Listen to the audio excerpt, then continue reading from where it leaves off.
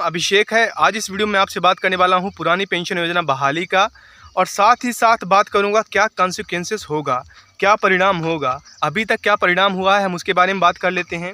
देखिएगा दोस्तों, एक तरफ तो पेंशन की बात चल रही है कि आप हमें पेंशन दो, और दूसरी तरफ प्राइवेटाइजेशन या फिर जो निजीकरण हो रहा है उसका खिलाफत किया जा रहा है। तो ये देखिएगा, दोनों एक साथ नहीं चल सकती, क्योंकि एनपीएस अगर लाया गया था तो इसीलिए लाया गया था ताकि ओपीएस से जो लायबिलिटी है, जो रुपए जा रहा है सरकार का, उसको बचाया जा सके और दूसरे काम में यूज किया जा सके।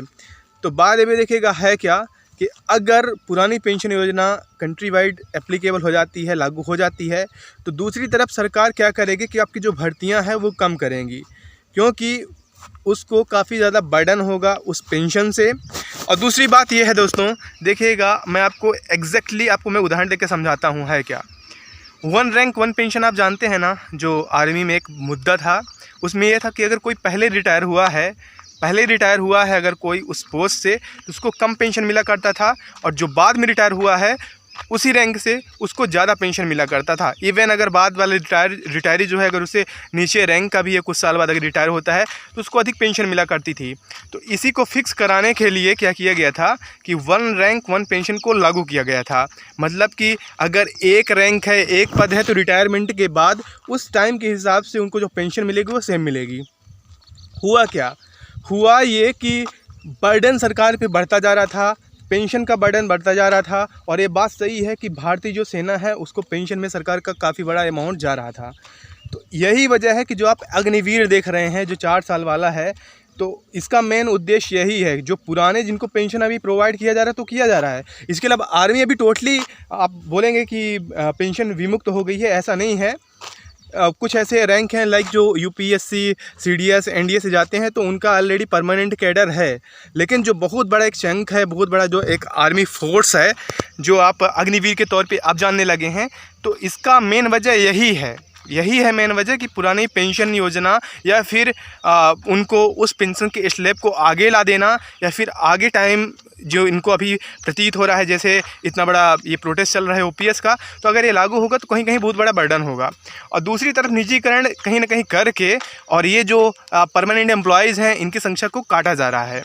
और दूसरी बात ये भी समझिए कि आप सोचते होंगे कि जो डिपार्टमेंट्स होते हैं वो खाली पद होने के बाद भी भर्ती क्यों नहीं करते कई बार, है ना। तो मेन वजह ये है कि अगर मान लीजिए कोई भी डिपार्टमेंट में अगर कोई पद 5 साल के लिए अगर वो उसकी ज़रूरत नहीं पड़ती, उसमें भर्ती नहीं होती है, तो ऐसा मान लिया जाता है कि वो पद कहीं ना कहीं काम का नहीं है, उसके बिना भी काम चल जाएगा। तो डिपार्टमेंट्स की जो सैंक्शन भर्तियां रहती हैं उस पे से उस संख्या को घटा दिया जाता है।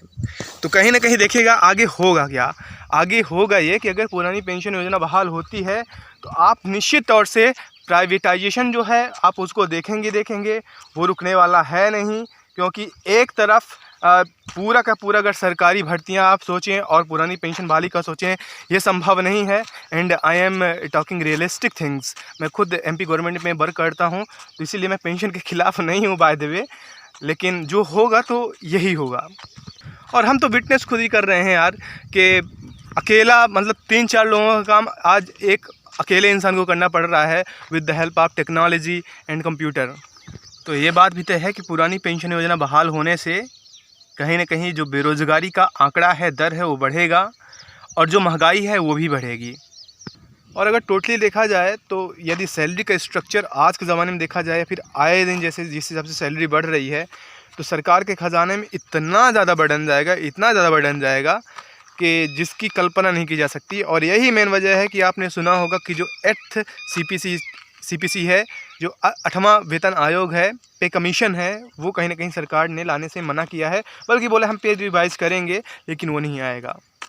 और देखिएगा, मेरा पर्सनल ओपिनियन ये है कि इतने साल सर्विस करने के बाद, क्योंकि आम जन को ताउम्र लाइफ टाइम अगर गवर्नमेंट की तरफ से बेनिफिट्स मिलते हैं, विभिन्न स्कीम्स के फ़ायदे मिलते हैं, और सरकारी कर्मचारी को ना खुद का बिजनेस करने की अनुमति रहती है, ना कुछ का काम करने की अनुमति रहती है, ना उसको किसी तरह का कोई सोशल सिक्योरिटी प्रदान किया जाता है ताउम्र, तो कम से कम रिटायरमेंट के बाद तो उसको पेंशन का हक मिलता ही है।